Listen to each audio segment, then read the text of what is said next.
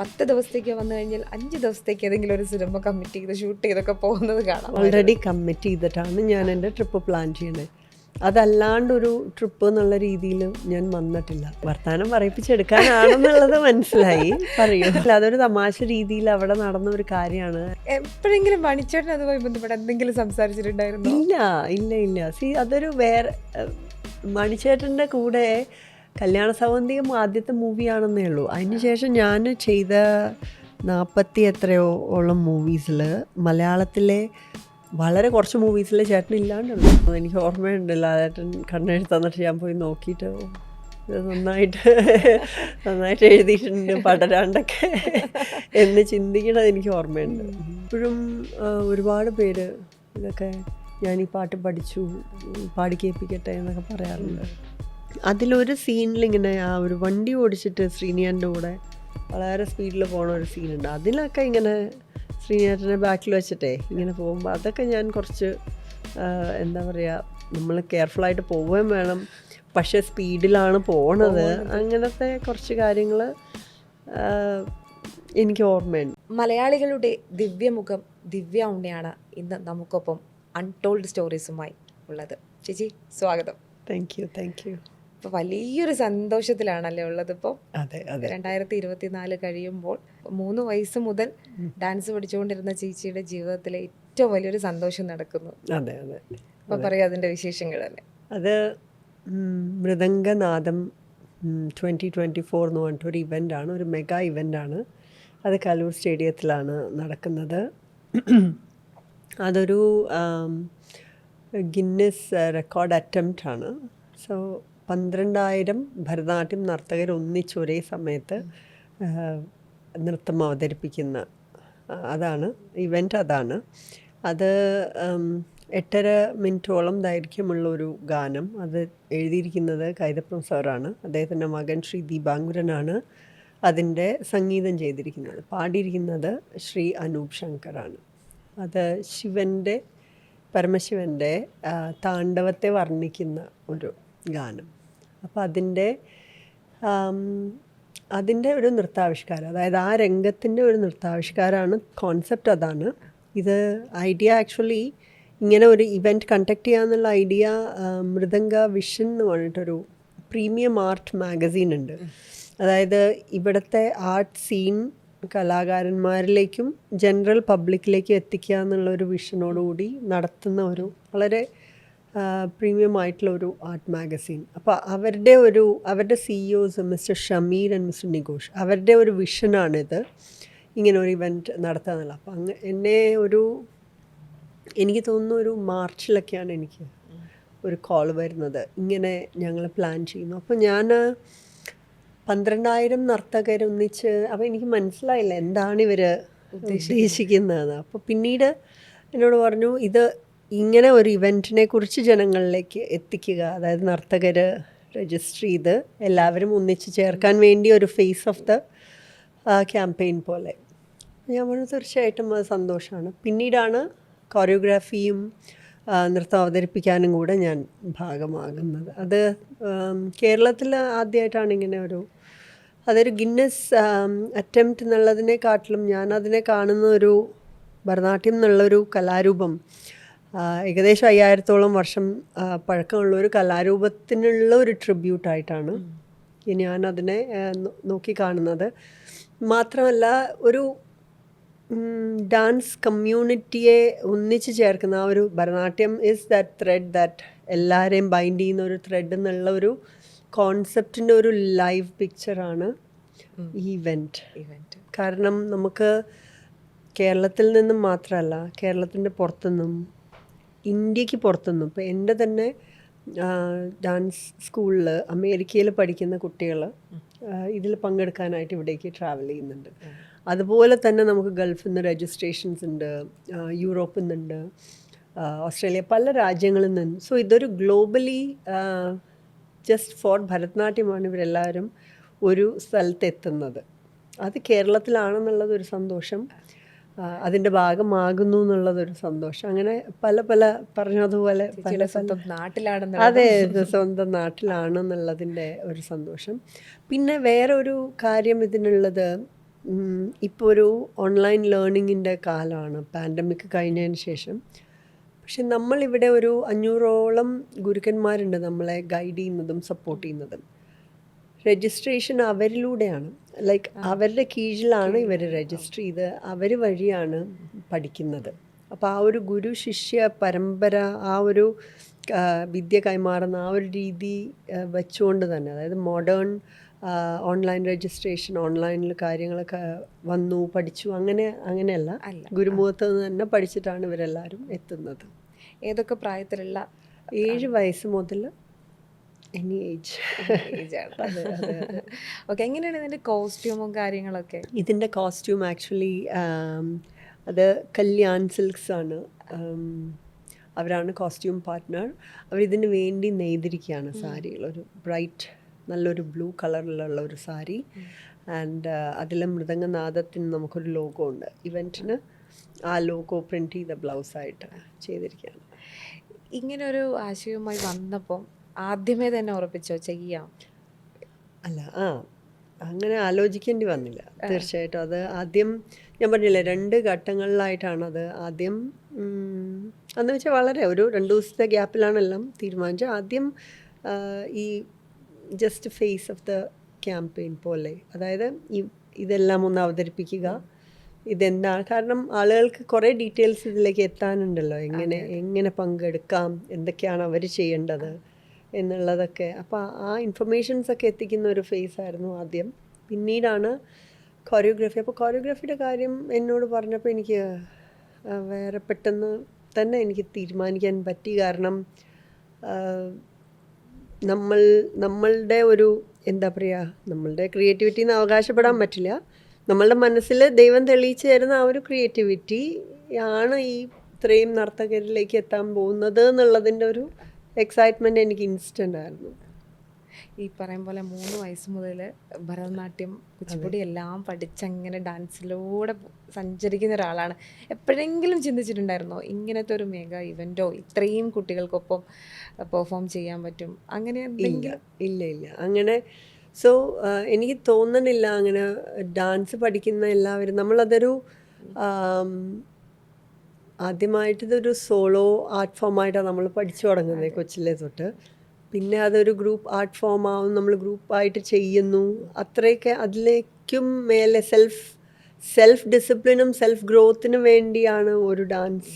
നമ്മളൊരു ഡാൻസറായിട്ട് വർക്ക് ചെയ്യുമ്പോൾ, പ്രാക്ടീഷണറായിട്ടിരിക്കുമ്പോൾ അതിനെക്കുറിച്ച് ചിന്തിക്കുന്നുള്ളൂ. അപ്പോൾ ഇതിപ്പോൾ ഇങ്ങനെ ഈ മൃദംഗ വിഷൻ എന്ന് പറഞ്ഞൊരു മാഗസീൻ അതിൻ്റെ ഒരു ഇനിഷ്യേറ്റീവ് എടുക്കുന്നതുകൊണ്ടാണ് ഇത്രയും നർത്തകർക്ക് ഇങ്ങനെ ഒരു വേദി കിട്ടുന്നത്. സോ അത് നമ്മളുടെ ഇതല്ല, അതിന് അവർക്കാണ് നമ്മൾ താങ്ക്സ് പറയേണ്ടത്. ഇനിയിപ്പോൾ പറയുകയാണെങ്കിൽ നമുക്കതൊക്കെ മാറ്റി വെച്ച് പറയുകയാണെങ്കിൽ, ചേച്ചിയെ നമ്മൾ സിനിമയിൽ എങ്ങനെയാണോ കണ്ടത് അതേപോലെ ഇരിക്കണോ ഇപ്പോഴും? എന്താണ് ഇതിൻ്റെ ഒരു സീക്രട്ട്? അയ്യോ, അങ്ങനെ പ്രത്യേകിച്ച് സീക്രട്ട് ഒന്നുമില്ല. Thank you. പക്ഷേ ഇല്ല, അങ്ങനെ സീക്രട്ടൊന്നുമില്ല. ഞാൻ എന്താ ഉദ്ദേശിച്ച, ലൈക്ക് ശരി വെയിറ്റ് വെച്ചിട്ടില്ല എന്നാണോ? അതോ ചേച്ചി അന്നും ഇന്നും ഒരേപോലെ ഇരിക്കുന്നു, കാണാൻ ഒരു മാറ്റവും ഇല്ല? ഇല്ല, പ്രത്യേകിച്ച് അങ്ങനെയൊന്നുമില്ല. ഡാൻസ് പ്രാക്ടീസും ഡാൻസ് പഠിപ്പിക്കലും ഉണ്ട്. പിന്നെ ഇതിന് വലിയ പങ്കുണ്ടോയെന്ന് അറിയില്ല. പക്ഷെ ഞാൻ വെജിറ്റേറിയനാണ്. എൻ്റെ ലൈഫ് ലോങ് ഞാൻ വെജിറ്റേറിയനാണ്. അതല്ലാണ്ട് അങ്ങനെ വലിയ കൺട്രോൾഡൊന്നുമല്ല, ഭയങ്കര കൺട്രോൾ അങ്ങനെയൊന്നുമില്ല. പക്ഷേ ഡാർക്ക് ചോക്ലേറ്റ്സ് ആണ് ഇഷ്ടം. ഒരുപാട് ഗ്രീസി അങ്ങനെ കഴിക്കാണ്ടിരിക്കാൻ നോക്കാറുണ്ട്, അത്രയൊക്കെ ഉള്ളൂ. അല്ലാണ്ട് ഇവിടെ നമ്മളൊക്കെ ഭക്ഷണം വളരെ എത്ര കൺട്രോൾ ചെയ്താലും എത്ര എക്സസൈസ് ചെയ്താലും 2 ദിവസം കഴിയുമ്പോഴത്തേനും വെയിറ്റ് വെക്കും. അപ്പോൾ ഭയങ്കര ടെൻഷനാണ്. ഇല്ല, ഞാൻ ഒരു പക്ഷേ പ്രാക്ടീസ് ആയിരിക്കാം, ഡാൻസ് പ്രാക്ടീസിൻ്റെ കൊണ്ടായിരിക്കാം. ഇടയ്ക്ക് എപ്പോഴോ ഒരു 10 വർഷം മുമ്പ് കുറച്ച് യോഗ, ഇപ്പോൾ കുറച്ച് സ്ട്രെങ്ത് ട്രെയിനിങ്, അങ്ങനത്തെ കുറച്ച് കാര്യങ്ങളൊക്കെ ആഡ് ഓൺ ചെയ്യുന്നുണ്ട്, അത്രേ ഉള്ളൂ. അപ്പം സത്യം പറഞ്ഞു കഴിഞ്ഞാൽ ഞാൻ എൻ്റെ കരിയർ സ്റ്റാർട്ട് ചെയ്ത ആ ഒരു സമയം മുതൽ ഞാൻ ആഗ്രഹിച്ച കുറേ പേരുണ്ട്. ഒരു 2-3 പേര് ഭയങ്കരമായിട്ട് ഇങ്ങനെ ഇൻ്റർവ്യൂ ഒക്കെ ചെയ്യണമെന്ന് ആഗ്രഹിച്ച് അങ്ങനെ ഇരുന്ന അതിലൊരാളാണ് ചേച്ചി. ഓ. ഞാൻ ആ സമയത്ത് ശ്രമിച്ചു. ചേച്ചി ആ സമയത്ത് നാട്ടിൽ വന്നിട്ടുണ്ടായിരുന്നു 2012 ആ ഒരു സമയത്താണ്. അപ്പം പക്ഷേ ചേച്ചി ഇങ്ങനെ ഉത്സവങ്ങളും ഡാൻസും ഒക്കെ ആയിട്ട് നല്ല തിരക്കായിരുന്നു. അപ്പം എനിക്ക് കിട്ടിയില്ല. അപ്പോൾ അങ്ങനെ കുറേ വർഷങ്ങൾ കാത്തിരുന്നപ്പം ചേച്ചി എനിക്ക് കയ്യിൽ കിട്ടിയിരിക്കുകയാണ്. ഞാൻ വന്നാൽ നാട്ടിൽ വരുമ്പോൾ എപ്പോഴും കുറേ എന്താ പറയുക, നമ്മളിങ്ങനെ മനസ്സിൽ ആഗ്രഹിച്ചിരിക്കുന്നത്, അതായത് അമ്പലങ്ങളും ഈ പറഞ്ഞ പോലെ നൃത്ത പരിപാടികളും ഒക്കെ അതിൻ്റെ പുറകെയാണ് സാധാരണ. അങ്ങനെയാണ് സമയം. അങ്ങനെ അതായത് ഒരു അമേരിക്കയിൽ നിന്ന് പലരും മിക്കവാറും എല്ലാവരും നാട്ടിൽ വരുമ്പോൾ അവരൊരു ഇപ്പോൾ റിസോർട്ട്സ് അല്ലെങ്കിൽ ഒരു എന്താ പറയുക വെക്കേഷൻ ആയിട്ടുള്ള പ്ലേസസ്, അങ്ങനത്തെ സ്ഥലങ്ങൾ കാണാൻ പോകില്ല, അങ്ങനത്തെയൊക്കെ ഉണ്ട്. പക്ഷേ ഞാൻ കുറച്ച് തിരിച്ചാണ്. അതായത് ഞാൻ പോയ സ്ഥലങ്ങളിൽ തന്നെ വീണ്ടും കുറേ അമ്പലങ്ങളുണ്ട്. അപ്പോൾ ആ അമ്പലങ്ങളിലൊക്കെ വീണ്ടും പോയി ഈ എനർജി പുതുക്കൽ അങ്ങനത്തെ ഒരു ട്രിപ്സാണ് എൻ്റെ കൂടുതലും. അതേപോലെ തന്നെ ഈ കൊച്ചിയിൽ നിന്നും US എത്തിയിട്ടും 10-22 വർഷമായി. മലയാളം അത്ര നന്നായി സംസാരിക്കുന്നു. ഇവിടെ നിന്ന് ഇപ്പോൾ ഒരുപാട് കുട്ടികൾ US പോകുന്നുണ്ട്. ഒരു മാസം കഴിയുമ്പോഴത്തേനും മലയാളം മറക്കുന്നൊരു അവസ്ഥയാണ്. പക്ഷേ ചേച്ചി ഇത്രയും വർഷമായിട്ട് അവിടെ ജീവിക്കുന്ന അവിടുത്തെ കുട്ടികൾക്കൊപ്പമാണ്. എന്നിട്ടും നന്നായിട്ട് മലയാളം സംസാരിക്കുന്നു. അത് മലയാളം എനിക്ക് ഭയങ്കര ഇഷ്ടമാണ്. പിന്നെ ഞാൻ മലയാളമാണ് പഠിച്ചത്. ഞാൻ ഇംഗ്ലീഷ് മീഡിയം സ്കൂളിലാണ് പഠിച്ചതെങ്കിലും സെക്കൻഡ് ലാംഗ്വേജ് എടുത്തത് മലയാളമാണ്.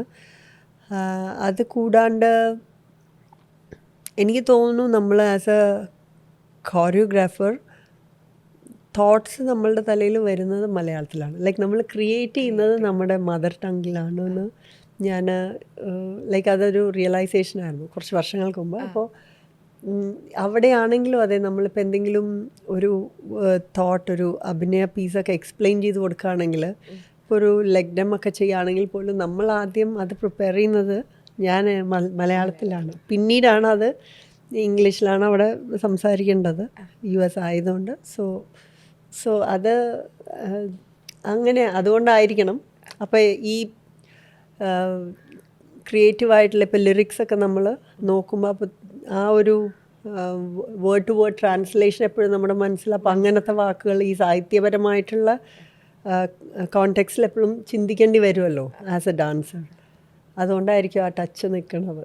അത് മാത്രമല്ല വായനയും ഒക്കെ ഉണ്ടല്ലേ? ഒരുപാടില്ല, പക്ഷെ കവിതകളൊക്കെ ഇഷ്ടമാണ്. അതുകൊണ്ട് കവിതകൾ ഇങ്ങനെ വെറുതെ കേൾക്കാൻ പഴയതാണ് കൂടുതൽ. അപ്പോൾ ഈ കവിതകളൊക്കെ കേൾക്കുക പറയുമ്പോൾ കുട്ടികൾക്ക് കവിതകളൊക്കെ കേൾപ്പിച്ചു കൊടുക്കാറൊക്കെ ഉണ്ടാവും? ഇല്ല. സോ അതിൽ നിന്ന് നമ്മളിപ്പോൾ മെറ്റഫേഴ്സ് എടുക്കുക, ഇപ്പോൾ ഒരു അഷ്ടപതിയൊക്കെ ചെയ്യുകയാണെങ്കിൽ ഏതെങ്കിലും ഒരു വായിച്ചിട്ട് മനസ്സിൽ തങ്ങിയിട്ടുള്ള ഒരു കവിതയിലെ ഒരു മെറ്റഫർ അല്ലെങ്കിൽ ഒരു ഭാവന, ഒരു കമ്പാരിസൺ എടുത്തിട്ട് അതിൽ നിന്ന്, ഇപ്പം അതൊരു പൂവിൻ്റെ ആയിരിക്കാം, അല്ലെങ്കിൽ ഒരു നദി ഒഴുകുന്നതിൻ്റെ ഒരു ഇതായിരിക്കാം, അല്ലെങ്കിൽ ഇപ്പോൾ പേട്രിയോട്ടിസം ആണെങ്കിൽ എന്താ ഒരിക്കൽ ഓഗസ്റ്റ് 15 എന്താ അരുമയായി പറയുന്ന അതല്ല ഭാരതം എന്നൊക്കെ പറഞ്ഞിട്ടുള്ള, എനിക്ക് എക്സാക്ട് വരികൾ വരുന്നില്ല, ഭാരതീയത്തിലാണെന്ന് തോന്നുന്നു. സോ അങ്ങനത്തെ ആ ഒരു പേട്രിയോട്ടിസം പഠിപ്പിക്കുമ്പോൾ ലൈക്ക് അതിൽ നിന്നുള്ള ആ ഒരു ഇതെടുത്തിട്ട് എനിക്കപ്പോൾ ഈസിയാണ്. നമ്മളിപ്പോൾ അതിനെക്കുറിച്ച് പറഞ്ഞു കൊടുക്കാൻ നമുക്കൊരു ബാക്ക്ഗ്രൗണ്ട് ഉണ്ട്. സോ അങ്ങനെ ഞാൻ റെഫറൻസ് കൊടുക്കും. അപ്പോൾ ചിലപ്പോൾ വലിയ കുട്ടികളാണെങ്കിൽ, അതായത് ഒരു ടീനേജ് ഇയേഴ്സൊക്കെ ആണെങ്കിൽ അവരതിനെക്കുറിച്ച് ഇൻട്രസ്റ്റ് ഉള്ളവർ പോയി വായിക്കും. അങ്ങനെ അല്ലാണ്ട് ഞാനായിട്ട് പറഞ്ഞു വായിപ്പിക്കാറില്ല. അവിടെ ഇരിക്കുമ്പോൾ ഒരിക്കൽ പോലും നമ്മുടെ സിനിമയിലേക്കൊന്ന് തിരിച്ചു വരണം, സിനിമ മിസ് ചെയ്തേ ഇല്ലേ? അല്ല, സിനിമ ആക്ടിങ് ആണോ അതോ ആക്ടിങ്? സോ ആക്ടിങ് ഓപ്പർച്യൂണിറ്റീസ് ഇങ്ങനെ ഇടയ്ക്കിടയ്ക്ക് വിളികൾ വരുമ്പോൾ പലപ്പോഴും നമുക്ക് ഒന്നില്ലെങ്കിൽ പെട്ടെന്നാവും, ഇല്ലെങ്കിൽ നമ്മൾ പ്രീ കമ്മിറ്റഡ് ആവും. അതായത് വേറെ വർക്ക് അവിടെ, അപ്പം അവിടെയും നൃത്ത പരിപാടികളുണ്ട്, ഡാൻസ് ക്ലാസ്സസ് ഉണ്ട്, കൂടാതെ ഞാനായിട്ട് എൻ്റെ സ്റ്റുഡൻസിനെ അവതരിപ്പിക്കുന്ന പ്രോഗ്രാംസ് ഉണ്ട്. സോ ഇതെല്ലാം ഡേറ്റ് ഫിക്സ്ഡ് ആണ്, കോൺട്രാക്ട് ബേസ്ഡ് ആകുമ്പോൾ എൻ്റെ ആബ്സെൻസ് എനിക്ക് ജസ്റ്റിഫൈ ചെയ്യാൻ പറ്റിയെന്ന് വരില്ല. സോ അങ്ങനത്തെ സിറ്റുവേഷൻസ് വരുമ്പോൾ കോംപ്രമൈസസ് ചെയ്യേണ്ടി വന്നിട്ടുണ്ട്. കാരണം നമ്മൾ ആദ്യം കൊടുത്ത വാക്കെന്നുള്ള ഒരു അപ്പം ഇവിടെ നിന്ന് കല്യാണം കഴിച്ച് പുറത്തു പോയ നടികളെല്ലാം വെക്കേഷന് വരുമ്പോൾ ഇതേമാതിരി 10 ദിവസത്തേക്ക് വന്നു കഴിഞ്ഞാൽ 5 ദിവസത്തേക്ക് ഏതെങ്കിലും ഒരു സിനിമ കമ്മിറ്റ് ചെയ്ത് ഷൂട്ട് ചെയ്തൊക്കെ പോകുന്നത് കാണാം. ഓഹോ. അപ്പൊ ചേച്ചിക്ക് എങ്ങനെയാണ് നാട്ടിൽ വരുമ്പോൾ ആരെങ്കിലുമൊക്കെ കാണാൻ വരാറുണ്ടോ അങ്ങനെ? അല്ല, ഞാൻ എൻ്റെ നാട്ടിലേക്കുള്ള വരവുകളെല്ലാം നൃത്തപരിപാടികൾ ഓൾറെഡി കമ്മിറ്റ് ചെയ്തായിരിക്കും. ഓൾറെഡി കമ്മിറ്റ് ചെയ്തിട്ടാണ് ഞാൻ എൻ്റെ ട്രിപ്പ് പ്ലാൻ ചെയ്യണത്. അതല്ലാണ്ടൊരു ട്രിപ്പ് എന്നുള്ള രീതിയിൽ ഞാൻ വന്നിട്ടില്ല. അതായത് ഇപ്പോൾ സാധാരണ കുട്ടികളുടെ വെക്കേഷൻ സമയത്താണ് വരാറ്. പക്ഷെ ഞാൻ അങ്ങനെയല്ല. ഞാനിപ്പോൾ ഒരു പ്രോഗ്രാം ഉണ്ടെങ്കിൽ ഞാൻ അതിനു വേണ്ടി വന്നിട്ടുണ്ട്. ഒരു പക്ഷേ കേരളത്തിൽ പ്രോഗ്രാമിന് നിന്നിട്ടുള്ള സമയത്തിനേക്കാളും കൂടുതൽ ഫ്ലൈറ്റിലിരുന്ന് വന്നു പോയിട്ടുണ്ട് ഞാൻ. കേരളത്തിൽ ഞാൻ നിന്നിരിക്കുന്ന സമയം എൻ്റെ യാത്രയെക്കാട്ടിലും കുറവായിട്ടുള്ള അങ്ങനത്തെ ട്രിപ്സ് പോലും ഞാൻ ചെയ്തിട്ടുണ്ട് പ്രോഗ്രാംസ് ചെയ്യാനായിട്ട്. അപ്പോൾ കുറച്ച് ഡിഫറെൻ്റ് ആണ് അങ്ങനെ. ഈ ഇത്രയും നമ്മളെ നാടിനെ സ്നേഹിക്കുന്ന, അമ്പലങ്ങളെ സ്നേഹിക്കുന്ന, ഇങ്ങനെ ഇത്തരം ഷോകളോടൊക്കെ ഇഷ്ടമുള്ള ചേച്ചി എങ്ങനെയാണ് ഇവിടെ നിന്നും അങ്ങ് അമേരിക്കയിലേക്ക് പോയി അവിടെ ജീവിക്കുമ്പോൾ ആ തുടക്കം മുതലുള്ള ഒരു എക്സ്പീരിയൻസ് എങ്ങനെയായിരുന്നു? മടുപ്പുണ്ടായിരുന്നോ ആദ്യമൊക്കെ? ഇല്ല. സോ അതൊരു എന്താ പറയുക, ഒരു പ്രീ ഡിസൈഡഡ് ആയിരുന്നു അവിടേക്ക് മൂവ് ചെയ്യണം എന്നുള്ളത്. സോ അവിടെ എത്തി. പക്ഷേ ഞാൻ ചെയ്യുന്ന കർമ്മ മേഖല മാറിയില്ലല്ലോ. ഡാൻസ് ആയിരുന്നു അപ്പോഴും ചെയ്തുകൊണ്ടിരുന്നത്. സോ ഡാൻസ് ആയിരുന്നു ലൈക്ക് നേരത്തെ പറഞ്ഞ പോലെ 3 വയസ്സ് തൊട്ടേ ഡാൻസ് ആയിരുന്നു. പിന്നെ സ്കൂളിൽ ഉള്ളപ്പോഴും ഡാൻസ് ഉണ്ടായിരുന്നു, സിനിമയിലുള്ളപ്പോഴും ഡാൻസ് ഉണ്ടായിരുന്നു, US-ലെത്തിയപ്പോഴും ഡാൻസ് ഉണ്ട്. സോ ആ ഒരു മേഖല മാറാത്തത് കൊണ്ട് ഞാൻ ചെയ്യുന്ന കാര്യങ്ങൾ മാറിയിട്ടില്ല. സോ വാട്ട് എവർ അത് എന്താ ചെയ്തുകൊണ്ടിരുന്നത് അതിന് മാറ്റം വരാത്തത് കൊണ്ട് മടുപ്പ് തോന്നിയില്ല. കാരണം ഇപ്പോൾ അവിടെ ചെന്ന് അതിനും ഒരു അക്സെപ്റ്റൻസ് ഇല്ലാത്ത ഒരു ലോകത്തേക്ക് ഞാൻ പോയിരുന്നെങ്കിൽ ഒരു പക്ഷേ സഫക്കേറ്റഡ് ആയിട്ട് തോന്നിയേനെ. പക്ഷേ അവിടെ ചെന്നപ്പോഴും എന്നെ ആളുകൾ സ്വീകരിച്ചത് ലൈക്ക് അവരുടെ ജീവിതത്തിലേക്ക്, ഇപ്പോൾ എൻ്റെ സ്റ്റുഡൻസ് ആണെങ്കിലും അവരുടെ ലൈഫിൻ്റെ പാർട്ട് ഞാൻ ആവുന്നത് ഡാൻസ് വഴിയാണ്. സോ അതുകൊണ്ട് എനിക്ക് അങ്ങനെ ഒരു മടുപ്പ് തോന്നിയില്ല. ഈ ബാലതാരമായി സിനിമയിലേക്ക് വരുന്നു, പിന്നെ 14 വയസ്സിലാണ് നായികയായിട്ട് സിനിമയിലേക്ക് വരുന്നത്. ആ ഒരു എൻട്രി ഇപ്പോൾ ഓർക്കുമ്പോൾ ചേച്ചി നന്നായിട്ട് മെമ്മറീസ് ഒക്കെ സൂക്ഷിക്കുന്ന ഒരാളാണ്. ആ ഒരു ആദ്യ സിനിമയിൽ നായികയായിട്ട് വരുമ്പോൾ ആ ഫസ്റ്റ് ഡേ അതൊക്കെ ഇപ്പോൾ ഓർക്കുമ്പോൾ എങ്ങനെയുണ്ട്? കല്യാൺ സൗന്ദര്യത്തിലാണ് ലീഡ് റോള് ചെയ്തത്. അത് 10ാം ക്ലാസ്സിൽ പഠിക്കുമ്പോഴാണ്. പക്ഷെ വിനയനാങ്കളുടെ ലൊക്കേഷൻ ആയതുകൊണ്ട് അതൊരു എന്താ പറയുക, കംപ്ലീറ്റ്ലി പുതിയ ലൊക്കേഷനല്ല. കാരണം അതിന് മുമ്പ് 2 വർഷം മുമ്പ് 8th പഠിക്കുമ്പോൾ ഞാൻ അങ്കിളിൻ്റെ തന്നെയാണ് ഇനിയൊന്ന് വിശ്രമിക്കട്ടെ എന്ന് പറഞ്ഞൊരു സീരിയൽ ചെയ്തത് ദൂരദർശന് വേണ്ടിയിട്ട്. അപ്പോൾ എനിക്ക് അങ്കിളിനെ എനിക്കറിയാം, അങ്കിളിന് അച്ഛനും അമ്മയും എല്ലാവരെയും അറിയാം. പിന്നെ കുറച്ചൊക്കെ ഒരു 3 ദിവസം ശിപ്പായി ലള എന്ന് പറഞ്ഞ സിനിമയുടെ ഷൂട്ട് ഞങ്ങളുടെ അമ്പലത്തിൽ സെറ്റിട്ടാണ് എടുത്തത്, എൻ്റെ വീടിൻ്റെ മുമ്പിൽ തന്നെ. അപ്പോൾ അങ്ങനെയും അറിയാം. അത് കഴിഞ്ഞിട്ടാണ് കല്യാണ സൗന്ദര്യം വന്നത്. അപ്പോൾ പക്ഷേ അവിടെയുള്ള ആർട്ടിസ്റ്റുകളൊക്കെ പുതുമ തന്നെയായിരുന്നു. പക്ഷേ ഇപ്പോൾ ലളിതാൻറ്റിയെ പോലെയുള്ള ആർട്ടിസ്റ്റുകളൊക്കെ ആയിരുന്നു. ലളിതാൻറ്റി, ക്യാപ്റ്റൻ രാജോങ്കിൾ, ചിപ്പി ചേച്ചി. അപ്പോൾ അവരൊക്കെ അവരുടെയൊക്കെ നേച്ചർ എല്ലാവർക്കും പ്രേക്ഷകർക്ക് അറിയാവുന്നതാണ്. അപ്പോൾ വളരെ വെൽക്കമിങ് ആയിട്ടുള്ളവരായിരുന്നുകൊണ്ട് എനിക്കങ്ങനെ ഒരു പേടിയോ അല്ലെങ്കിൽ ഞാനിങ്ങനെ നിൽക്കണം, ഇവരൊക്കെ വലിയ ആളുകളാണ് അപ്പോൾ അവരെ പേടിച്ച് നിൽക്കണം എന്നുള്ള ഒരു ഫീലിങ്ങോടുകൂടി അല്ല ഞാൻ ആ ലൊക്കേഷനിൽ എത്തിയത്. ഷൂട്ട് തുടങ്ങി ഞാനൊരു 3rd or 4th ഡേ ആണ് ജോയിൻ ചെയ്യുന്നത്. ഫസ്റ്റ് ഡേ അല്ല ഞാൻ ജോയിൻ ചെയ്തത്. പക്ഷേ അപ്പോൾ എല്ലാവരുടെയും ഇൻപുട്സ് ഉണ്ടായിരുന്നു. ആ ഒരു ആതിര എന്ന് പറഞ്ഞ ആ ക്യാരക്ടറിന് ഇപ്പോൾ ഒരു സീനിന് റെഡിയായി വരുമ്പോൾ എല്ലാവരും ഇങ്ങനെ ശ്രദ്ധ ഉണ്ടായിരുന്നു.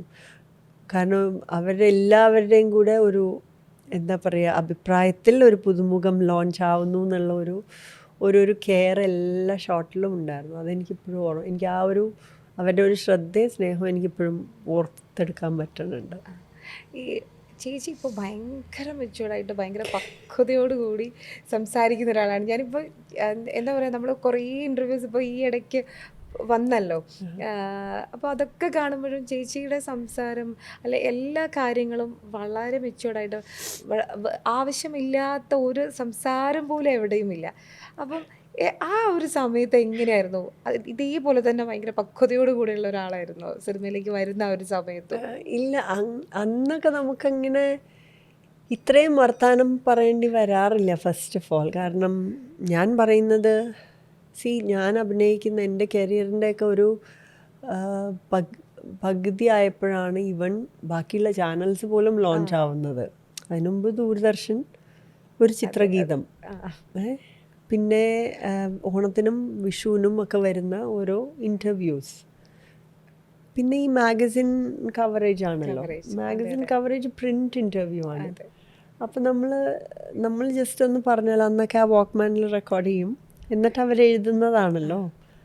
അപ്പോൾ നമ്മൾ ഇത്രയും അങ്ങനെ സംസാരിക്കേണ്ടി വരുന്നില്ല. എനിക്ക് തോന്നുന്നു ഇന്നിപ്പോൾ സോഷ്യൽ മീഡിയ വന്നതിന് ശേഷമാണ്, ഇപ്പോൾ യൂട്യൂബും എല്ലാം വന്നതിന് ശേഷമാണ് ഇത്രയും ഒരു ഈ സംസാരിക്കുന്ന ഇൻ്റർവ്യൂ, ഇപ്പോൾ പോഡ്കാസ്റ്റും ഭയങ്കര മാറ്റങ്ങൾ. പോഡ്കാസ്റ്റ് തന്നെ ഇപ്പോൾ വീഡിയോ ആവുന്നു, റേഡിയോ ചാനൽസും ഇപ്പോൾ വീഡിയോ എടുക്കുന്നുണ്ട്.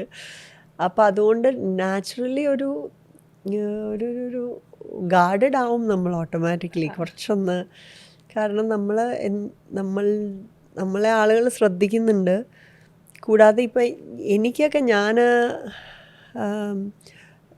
എന്നെ വാച്ച് ചെയ്യുന്ന വേറൊരു കമ്മ്യൂണിറ്റി ഉണ്ട്, വിച്ച് ഇസ് എൻ്റെ സ്റ്റുഡൻറ്റ് കമ്മ്യൂണിറ്റിയും കൂടിയുണ്ട്. സോ ആ ഒരു കാര്യത്തിലും ഞാൻ കുറച്ച് കോൺഷ്യസ് ആണ്. കാരണം അത് ആ ഒരു ഏജ് ഗ്രൂപ്പിന് വേണ്ടിയിട്ട്, സ്പെഷ്യലി ഇപ്പോൾ നമ്മളുടെ മക്കളൊക്കെ വളർന്നു വരുമ്പോഴാണ് അവർ വാച്ച് ചെയ്യുന്നത് എന്താണ്, അവരിലേക്ക് നമ്മൾ പറയുന്നത് അതും ഉണ്ടല്ലോ. നമ്മൾ ഇപ്പോൾ എല്ലാ അഡൾട്ട്സും പ്രോസസ്സ് ചെയ്യുന്ന ഒരു മൈൻഡ് സെറ്റിലായിരിക്കില്ല ടീനേജേഴ്സ് പ്രോസസ്സ് ചെയ്യുന്നത്. സോ എനിക്ക് തോന്നുന്നു ഏജ് വൈസ് നമ്മൾ ഇവോൾവ് ചെയ്യുമ്പോൾ വരുന്ന ഒരു ഇത്രയൊക്കെ ഒരു ചിന്തിക്കേണ്ട കാര്യമുണ്ടോ ഒരു ഇൻ്റർവ്യൂവിന് ഇരുന്ന് സംസാരിക്കുമ്പോൾ എന്ന് ചോദിച്ചാൽ ഇല്ല. പക്ഷേ ഈ ഒരു അവയർനെസ് ഒക്കെ നമുക്ക് ഉള്ളപ്പോൾ ചിന്തകൾ വരുന്നു. അതാണ് ഞാൻ ഈ ചോദ്യം ചോദിക്കാൻ രണ്ട് കാരണങ്ങളുണ്ട്. അതിൽ ഒരു കാരണമാണ് ഇപ്പോൾ ചേച്ചി പറഞ്ഞത്, വർത്താനം പറയിപ്പിച്ചെടുക്കാനാണെന്നുള്ളത് മനസ്സിലായി. പറയൂ. അതായത് ഏതൊരു ഇൻ്റർവ്യൂ വന്നു കഴിഞ്ഞാലും, ഇപ്പോൾ ദിവ്യ ഉണ്ണി എന്ന് പറയുന്ന ഒരു പേര് എവിടെ വന്നു കഴിഞ്ഞാലും ഈ 14 വയസ്സിൽ അഭിനയിച്ച ആദ്യ സിനിമയിലെ ഒരു എക്സ്പീരിയൻസ് വെച്ചിട്ടാണ് ചേച്ചീനെ എല്ലാവരും വിലയിരുത്തുന്നത്. എവിടെ വന്നാലും മണിച്ചേട്ടനുമായിട്ടുള്ള ഒരു ഇഷ്യൂ പറഞ്ഞിട്ട് കമൻറ്റ് വരുന്നു. സത്യത്തിൽ ചേച്ചിയും മണിച്ചേട്ടനും തമ്മിൽ ഭയങ്കരമായ ഒരു ബന്ധമുണ്ടായിരുന്നു, ഭയങ്കരമായ ഒരു അടുപ്പം ഉണ്ടായിരുന്നു എന്ന് ചേച്ചീനെ നന്നായിട്ട് വാച്ച് ചെയ്യുന്ന ആളുകൾക്കറിയാം. മണിച്ചേട്ടൻ്റെ കല്യാണ ഫോട്ടോസൊക്കെ സോഷ്യൽ മീഡിയയിലൊക്കെ ഉണ്ട്. പക്ഷേ ഇതൊന്നും ആരും ശ്രദ്ധിക്കാറില്ല.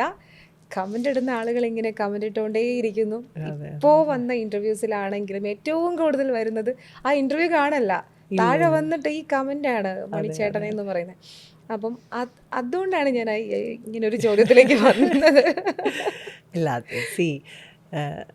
അദ്ദേഹം ഇല്ല, അതൊരു വലിയ ലോസ് ആണ് നമ്മുടെ ഇൻഡസ്ട്രിക്ക്. സോ ഇതൊരു വളരെ ചെറിയ കാര്യമാണ്.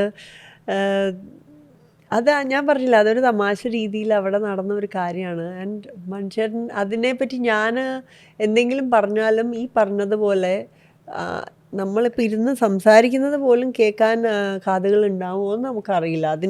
അത് കേൾക്കണതിന് മുമ്പേ തന്നെ എൻ്റെ താഴെ കമൻ്റ് ഇടുന്ന ആളുകളാണ്. ഞാൻ കമൻറ്റുകൾ വായിക്കാറില്ല, പക്ഷെ കാരണം എൻ്റെ വിശ്വാസം അന്നും ഇന്നും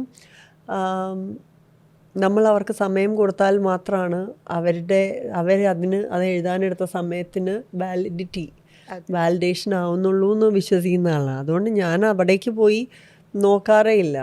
അപ്പോൾ പിന്നെ അത് നോക്കിയാലാണ് അതെന്നെ തളർത്തുന്നുണ്ടോ, അതെനിക്ക് വാശി തരുന്നുണ്ടോ എന്നൊക്കെ എനിക്ക് അറിയാൻ പറ്റുള്ളൂ. സോ ഞാൻ അതിന് ട്രൈ പോലും ചെയ്തിട്ടില്ല. കാരണം ഈ പറഞ്ഞതുപോലെ സത്യാവസ്ഥ എന്താണെന്ന് എനിക്കറിയാം. അതിന് വലിയൊരു വെയിറ്റ് കൊടുക്കേണ്ട കാര്യമില്ല എന്ന് തന്നെയാണ്. പക്ഷേ ഈ ഒരു ചോദ്യം എപ്പോഴും വരാറുണ്ട്. സാരില്ല, 14 വയസ്സിലൊക്കെ നമ്മൾ എന്ത് ചിന്തിക്കാനാ അങ്ങനെയൊക്കെ. അല്ല അത് ഇറ്റ് വാസ് ജസ്റ്റ് ഒരു സെറ്റിനുള്ളിൽ നടന്ന ഒരു തമാശയാണ്. അതിങ്ങനെ വെറുതെ പറഞ്ഞതാണത്. അതുപോലെ പല ലൊക്കേഷനിലെ പല കഥകളും ഇതുപോലെ തമാശകളായിട്ടുണ്ട്. പക്ഷെ അതെന്തുകൊണ്ടാണ് ഇത് ഇങ്ങനെ ഇത്രയും പോപ്പുലർ എന്ന് എനിക്കറിയില്ല. അത് സാരില്ല. എപ്പോഴെങ്കിലും മണിച്ചേട്ടൻ അതുമായി ബന്ധപ്പെട്ട് എന്തെങ്കിലും സംസാരിച്ചിട്ടുണ്ടായിരുന്നോ? ഇല്ല ഇല്ല ഇല്ല അതൊരു വേറെ മണിച്ചേട്ടൻ്റെ കൂടെ കല്യാണ സൗന്ദര്യം ആദ്യത്തെ മൂവിയാണെന്നേ ഉള്ളൂ. അതിന് ശേഷം ഞാൻ ചെയ്ത 40 എത്രയോളം മൂവീസിൽ മലയാളത്തിലെ വളരെ കുറച്ച് മൂവീസിൽ ചേട്ടൻ ഇല്ലാണ്ടുള്ളൂ. ഉള്ളൂ. അതെ. സൂര്യപുത്രൻ, ആകാശഗംഗ, കഥാനായകൻ, ഇങ്ങനെ ലിസ്റ്റ് ഇട്ടാൽ എല്ലാത്തിലും ഉണ്ട്. മറവത്തൂർ കനവ്, എല്ലാത്തിലും ഉണ്ട്. എല്ലാത്തിലും കോമ്പിനേഷൻസും ഉണ്ട്. അങ്ങനെ അപ്പോൾ ഞാനിപ്പോൾ ചോദിച്ചുകൊണ്ട് പറയാണ്, മനസ്സുകൊണ്ട് അങ്ങനെ ഒരു വിഷമവും അകൽച്ചയുള്ളവർക്ക് എങ്ങനെ അങ്ങനെ വർക്ക് ചെയ്യാൻ പറ്റും? എത്ര എന്താ പറയുക, പൈസയോ അല്ലെങ്കിൽ വലിയ ഡയറക്ടേഴ്സോ വിചാരിച്ചാലും മാനസികമായിട്ട് ബുദ്ധിമുട്ടുണ്ടെങ്കിൽ എങ്ങനെ പറ്റും? അതെ. അല്ല, ഞാൻ അങ്ങനെ എൻ്റെ ഭാഗം ജസ്റ്റിഫൈ ചെയ്യല്ല, ഞാൻ ചോദിക്കുകയാണ്. ഐം ജസ്റ്റ് ആസ്കിങ്. ഇപ്പോൾ എന്നോട് ചോദിച്ചോടെ ഞാൻ പറയാണ്. സോ ഇല്ല, നമ്മളത് കഴിഞ്ഞിട്ട് യാത്രകളിലും നമ്മൾ രണ്ടുപേരും എന്നല്ല, അന്നത്തെ കാലത്തെ ഒരുപാട് ആർട്ടിസ്റ്റുകൾ, സിനിമ ആർട്ടിസ്റ്റുകൾ മാത്രമല്ല സ്റ്റേജ് ആർട്ടിസ്റ്റുകളുമാണ്. ഞാനും അതെ, അദ്ദേഹവും അതെ, അതുപോലെ ഒരുപാട് പേര്. ഗൾഫ് ഷോസ് ഉണ്ട്, ഇവിടുത്തെ തന്നെ ലോക്കൽ ആയിട്ടുള്ള ഇപ്പോൾ ക്ലബിൻ്റെ, ലയൺസ് ക്ലബ്ബ് അല്ലെങ്കിൽ ബാങ്കിൻ്റെ അങ്ങനത്തെ പരിപാടികളുണ്ട്. സോ സിനിമയിൽ മാത്രം വർക്ക് ചെയ്തേക്കണവരും അല്ല ഞങ്ങൾ. സോ നമ്മുടെ ലോകം വേറെയായിരുന്നു. പക്ഷെ അതിപ്പോഴാണ് സോഷ്യൽ മീഡിയയിലാണ് ഇത് പൊങ്ങി വന്നത്. അപ്പോൾ നമുക്കൊന്നും ചെയ്യാൻ പറ്റില്ല. അത് എല്ലാത്തിനും ഒരു പോസിറ്റീവും നെഗറ്റീവും ഉണ്ടല്ലോ. സോ സോഷ്യൽ മീഡിയയ്ക്ക് ഒരുപാട് പോസിറ്റീവ് സൈഡ് ഉണ്ട്. അതിൻ്റെ നെഗറ്റീവ് അല്ല, അത് അഭിപ്രായ സ്വാതന്ത്ര്യവും കൂടെ അത് നൽകുന്നു ആളുകൾക്ക്, ജനങ്ങൾക്ക്. ദിലീപേട്ടനായിരുന്നു ആദ്യ സിനിമയിൽ. അപ്പോൾ തമാശ എന്ന് പറഞ്ഞു കഴിഞ്ഞാൽ സിനിമയിലാണെങ്കിലും വെറുതെ ഇരിക്കുമ്പോഴൊക്കെ തമാശ പറയുന്ന ആളാണ് ദിലീപേട്ടൻ. എങ്ങനെയായിരുന്നു ആ സമയത്ത്? ആദ്യത്തെ സിനിമയിൽ പക്ഷെ ഞാൻ ആണ് എല്ലാവരും ഇങ്ങനെ എന്താ പറയുക, ഇവരുടെയൊക്കെ തമാശകൾ ഇവർക്കൊക്കെ കൺട്രോൾ ചെയ്യാനറിയാം. എനിക്ക് ഇത് കേട്ടാൽ ഞാൻ ആലോചിച്ചുകൊണ്ട് എൻ്റെ ഡയലോഗ് മറക്കുമോ, അല്ലെങ്കിൽ ഇവർ കയ്യിൽ നിന്ന് എന്തെങ്കിലും ഇട്ട് ടേക്കിന് ചെയ്യുമ്പോൾ ഞാൻ ചിരിക്കുമോ, അങ്ങനെയൊക്കെ ചെയ്തിട്ടുണ്ട്. കാരണം ആ സിനിമയിൽ എല്ലാവരുമുണ്ട്. ഹരിശേഷവൻ ചേട്ടനുണ്ട്, ജഗതി അങ്കിളുണ്ട്, മണിച്ചേട്ടനുണ്ട്, ദിലീപ് ഏട്ടൻ, ജഗദീഷ് ഏട്ടൻ, സോ രാജു അങ്കിളുണ്ട്. ലൈക്ക് ഹ്യൂമർ സൈഡിൻ്റെ സ്റ്റാർ കാസ്റ്റ് ഭയങ്കര വലുതായിരുന്നു കല്യാണ സൗന്ദര്യത്തിൽ. അപ്പോൾ കുറേ തവണ ഞാൻ ചിരിച്ച് കുളമാക്കിയിട്ടുണ്ട്. ഓക്കെ. ആ സിനിമയിൽ നിന്നും ഇപ്പുറത്തേക്ക് എത്തുമ്പം ചേച്ചിയോട് കുറച്ച് കുശുമ്പൊക്കെ തോന്നുന്ന ഒരു സിനിമ എന്ന് പറയുന്നത് ഉസ്താദാണ്. കാരണം ഈ ചോദ്യവും ചേച്ചി എപ്പോഴും കേൾക്കുന്ന ഒരു ചോദ്യമായിരിക്കും. ലാലേട്ടൻ്റെ അനിയത്തിക്കുട്ടിയായിട്ടുള്ള ആ ഒരു എക്സ്പീരിയൻസ്, ഒപ്പം എന്താ പറയുക, ലാലേട്ടൻ്റെ ബർത്ത്ഡേ വരുമ്പം ഇപ്പോഴും എല്ലാവരുടെയും മിക്ക സ്റ്റാറ്റസും ആ പാട്ടായിരിക്കും. ചേച്ചിയും സ്റ്റാറ്റസൊക്കെ ഇടുന്നത് കാണാറുണ്ട് നമ്മൾ. അപ്പം ആ കണ്ണെഴുതി തരുന്ന സീനും അങ്ങനെയൊക്കെയുള്ള കുറേ ഈ ലൈക്ക് ബ്രദർ സിസ്റ്റർ റിലേഷൻ ഭയങ്കര ക്ലോസ് ആയി കാണിക്കുന്ന ഒരു സിനിമയാണല്ലോ. എങ്ങനെയായിരുന്നു ആ സമയത്ത്? ആ സമയത്ത് അല്ല, അതിപ്പോൾ അങ്ങനെ നമ്മളുടെ ഒരു ഭാഗ്യം എന്ന് പറയാനേ പറ്റുള്ളൂ. ആ ഒരു ക്യാരക്ടർ നമ്മളുടെ അടുത്തേക്ക് എത്തിയത് രസമായിട്ട് തന്നെയായിരുന്നു. അതിൻ്റെ ലൊക്കേഷൻ ഇത് വളരെ ലൈറ്റായിരുന്നു ആ പാട്ടിൻ്റെ സമയത്തെ. അതായത് ഈ കുറേ ഷോട്ടുകൾ ചേർത്തിട്ടാണല്ലോ, അതൊരു കോറിയോഗ്രാഫ്ഡ് സോങ് ഒന്നുമല്ല. എല്ലാ ദിവസവും കുറച്ച് കുറച്ചായിട്ട് എടുത്തിരുന്ന ഒരു സോങ്ങാണ്. പക്ഷെ അതിൻ്റെ ആ ലീഡ് സീൻ, ഈ ഒരു കണ്ണെഴുതി തരുന്ന സീൻ, അതൊരു വളരെ ബ്യൂട്ടിഫുൾ ആയിട്ടുള്ള സീനായിരുന്നു. എനിക്ക് ഓർമ്മയുണ്ടല്ലോ, അതായിട്ട് കണ്ണെഴുതി തന്നിട്ട് ഞാൻ പോയി നോക്കിയിട്ട് ഇത് നന്നായിട്ട് എഴുതിയിട്ടുണ്ട് പടരാണ്ടൊക്കെ എന്ന് ചിന്തിക്കണത് എനിക്ക് ഓർമ്മയുണ്ട്. അപ്പോൾ എങ്ങനെ ആ പാട്ട് സിനിമ ഇറങ്ങിയതിന് ശേഷം ആ പാട്ട് കണ്ടപ്പോൾ ഒരു ഫീൽ എന്തായിരുന്നു ചേച്ചിക്ക്? സോ ആ പാട്ട് അന്നൊക്കെ എല്ലാവർക്കും, അന്ന് തന്നെ എല്ലാവരുടെയും മനസ്സിലേക്ക് കയറിയൊരു പാട്ടാണ്.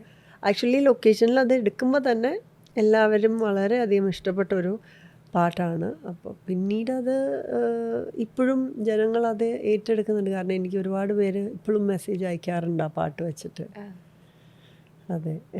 ചേച്ചി കോളേജിലൊക്കെ പഠിക്കുന്ന സമയത്ത് ഈ ലാലേട്ടൻ്റെ അനിയത്തി എന്നുള്ള രീതിയിലൊക്കെ വന്നിട്ട് ഈ ആരാധകരുണ്ടല്ലോ, രണ്ടുപേരുടെയും ഫാൻസ് ഉണ്ടാവുമല്ലോ, സംസാരിക്കാറൊക്കെ ഉണ്ടായിരുന്നു. സോ ഞാൻ കോളേജിൽ പഠിക്കുന്ന സമയത്താണ് ഇതൊക്കെ ചെയ്തത്. ഞാൻ എൻ്റെ കോളേജ് എഡ്യൂക്കേഷനും ഓൺ ക്യാമ്പസ് തന്നെയാണ് ചെയ്തത്, ഡിസ്റ്റൻസ് അല്ല ചെയ്തത്. അപ്പോൾ അപ്പോഴൊക്കെ ആളുകളിങ്ങനെ പറയുമായിരുന്നു എൻ്റെ ബ്രദറിന് ഒരുപാട് ഇഷ്ടപ്പെട്ട പാട്ടാണ് ഈ പാട്ട് എന്നൊക്കെ. ഞാൻ സെൻറ്റ് റിസേഴ്സിലാണ് പഠിച്ചത്. അപ്പോൾ കോളേജിനുള്ളിലെ അഭിപ്രായങ്ങളാണ് എനിക്കറിയാവുന്നത്. പിന്നെ നമ്മളെ കോളേജ് യൂണിയൻ ഇനാഗുറേഷൻ അങ്ങനെയൊക്കെ വിളിക്കുമ്പോൾ ആളുകൾ ഇപ്പോൾ നമ്മൾ വരുമ്പോൾ ഈ പാട്ട് പാടുക, അവിടുത്തെ കുട്ടികൾ പാടുക, അങ്ങനത്തെയൊക്കെ ഓർമ്മകളുണ്ട്. അതിപ്പോഴും ഉണ്ട്.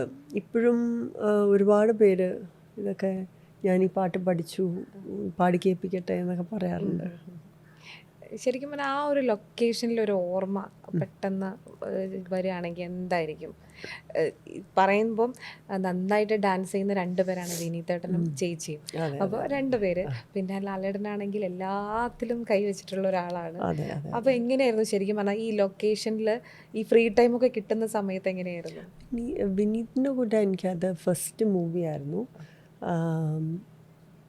സോ നമ്മൾ അതെ ഒരുപാട് എനിക്ക് ചോദ്യങ്ങളുണ്ടായിരുന്നു ഡാൻസിനെ പറ്റിയും. കാരണം അദ്ദേഹത്തിൻ്റെ ഭയങ്കര വാസ്റ്റ് നോളജാണ്. പിന്നെ കോമൺ ആയിട്ടുള്ള എന്താ പറയുക ഇൻട്രസ്റ്റ്. ഇപ്പോൾ ശോഭന ചേച്ചിയുടെ കൂടെ ഒരുപാട്, എനിക്ക് ശോഭന ചേച്ചിയെ വലിയ ഇഷ്ടമാണ്. സോ ശോഭന ചേച്ചിയുടെ കൂടെയുള്ള എക്സ്പീരിയൻസ്, പദൂക്ക ഗുരു പത്മ സുബ്രഹ്മണ്യം പദൂക്കയുടെ സ്റ്റുഡൻ്റ് ആണല്ലോ, അപ്പോൾ അതിൻ്റെ എക്സ്പീരിയൻസ്. അപ്പോൾ നമ്മളെവിടെയെങ്കിലും പോയിരുന്ന് ഇങ്ങനെ ഡാൻസിൻ്റെ വർത്തമാനം ഇങ്ങനെ പറഞ്ഞുകൊണ്ടിരിക്കും. ഇടയ്ക്ക് ആണ് എനിക്കിപ്പോഴും ഓർമ്മയുണ്ട്, ഒരു ദിവസം നമ്മൾ രാവിലെ തൊട്ട് ഇങ്ങനെ വർത്തമാനം പറഞ്ഞുകൊണ്ടിരിക്കുക. നമ്മൾ ഭക്ഷണവും കഴിച്ചു, നമ്മുടെ ഷോർട്ടൊന്നും എടുത്തില്ല എന്ന് പോലും നമ്മൾ അറിഞ്ഞില്ല. നമ്മളിങ്ങനെ ഡാൻസിൻ്റെ വർത്തമാനം. അപ്പോൾ ഇടയ്ക്കിടയ്ക്ക് ഇങ്ങനെ ലാലേട്ടൻ വന്നിട്ട് ചിലപ്പോൾ എന്തെങ്കിലും സംസാരിച്ചിട്ട് പോവും. പക്ഷെ നമ്മൾ രണ്ടുപേരും ഒരുപാട് അന്ന് എന്താ പറയുക നല്ലൊരു ഫ്രണ്ടിനെ കിട്ടിയതാണ്. അതിപ്പോഴും പിന്നീട് ഒരുപാട് വേദികളും നമ്മൾ ചെയ്തു. ഇപ്പോഴും ആ ഒരു ഈവൻ അച്ഛനും അമ്മയായിട്ടുള്ള ആ ഒരു ബോണ്ടും ഒക്കെ ഇപ്പോഴും നല്ലൊരു ഫ്രണ്ടായിട്ട് ഏത് സമയത്തും വിളിച്ചാൽ സംസാരിക്കാൻ പറ്റുന്ന ഒരു ഫ്രണ്ടായിട്ടുണ്ട് വിനീത്.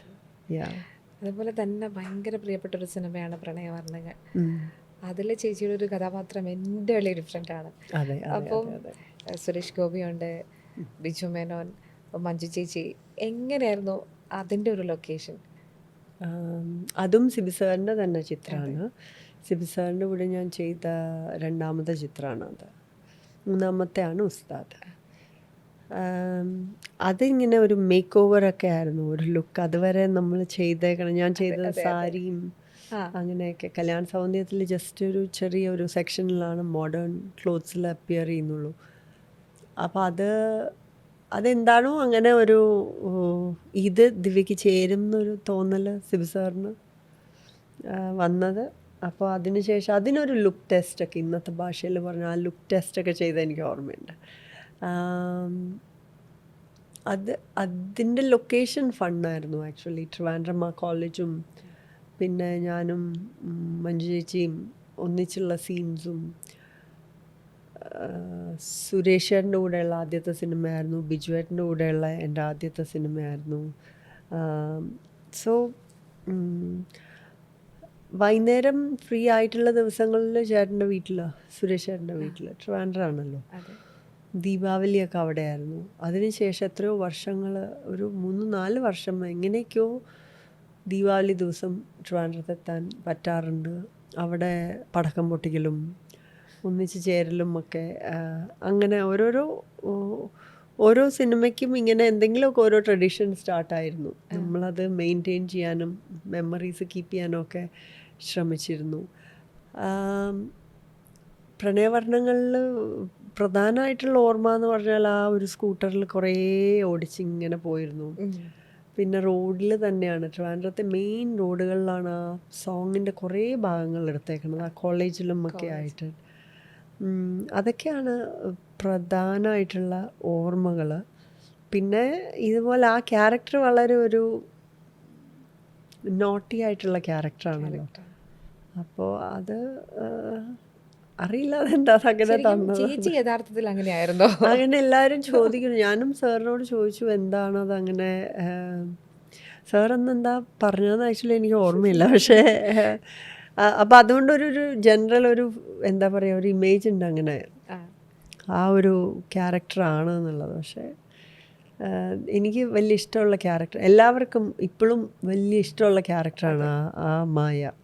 കുറേ കാലം ആ പാട്ട് വെച്ച് കോളേജുകളിലൊക്കെ ഡാൻസും ഒക്കെ അതെ അതെ ഇപ്പോഴും അതെ അതെ അതെ റെയറായിട്ടൊക്കെ നടക്കുന്നുണ്ട്. ഉണ്ട് ഉണ്ട് ഉണ്ട്. ഇപ്പോഴും എവിടെയെങ്കിലും പ്രോഗ്രാംസിന് പോയാലും അവിടെ ഏതെങ്കിലും ഒരു ഗ്രൂപ്പ് പെർഫോം ചെയ്യുന്നുണ്ടെങ്കിൽ അവരുടെ റിക്വസ്റ്റ് ആയിരിക്കും അവരുടെ കൂടെ ഒരു റീല് ചെയ്യുമോ ഈ പാട്ടിന് എന്നൊക്കെ. അതെ. മക്കൾ ഈ സിനിമകളൊക്കെ കണ്ടിട്ടുണ്ടോ? മക്കൾ ഫുള്ളായിട്ടുള്ള നമ്മുടെ സിനിമകൾ വളരെ ലോങ് ആണല്ലോ. അവിടെ ഒരു 90 മിനിറ്റ്സ് അല്ലേ മാക്സിമം വരുന്നത്. ഫുൾ സിനിമയൊന്നും കണ്ടിട്ടില്ല. പക്ഷേ സീൻസോ അല്ലെങ്കിൽ പാട്ടുകളൊക്കെ കണ്ടിട്ടുണ്ട്. കുറേ പാട്ടുകൾ കണ്ടിട്ടുണ്ട്. ആരാണ് കൂടുതൽ വിമർശിക്കുന്നത്? വിമർശനമൊന്നുമില്ല. അവരൊക്കെ ഇങ്ങനെ അവരുടെ എന്താ പറയുക, ഞാൻ പറഞ്ഞില്ലേ ചിന്തകൾ വേറെയാണ്. അതായത് ഇപ്പോൾ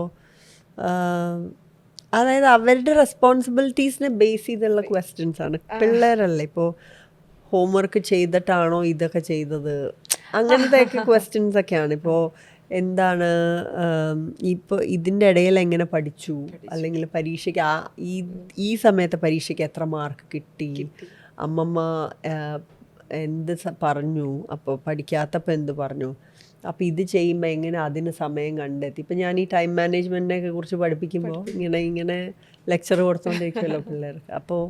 അപ്പോൾ അങ്ങനത്തെയൊക്കെയാണ്. അതായത് ഞാൻ കുടുങ്ങിയോ ഇതൊക്കെ ചെയ്തതെന്നുള്ള അങ്ങനത്തെ അത്രേ ആയിട്ടുള്ളൂ അവരിപ്പോഴും. അതുകൊണ്ട്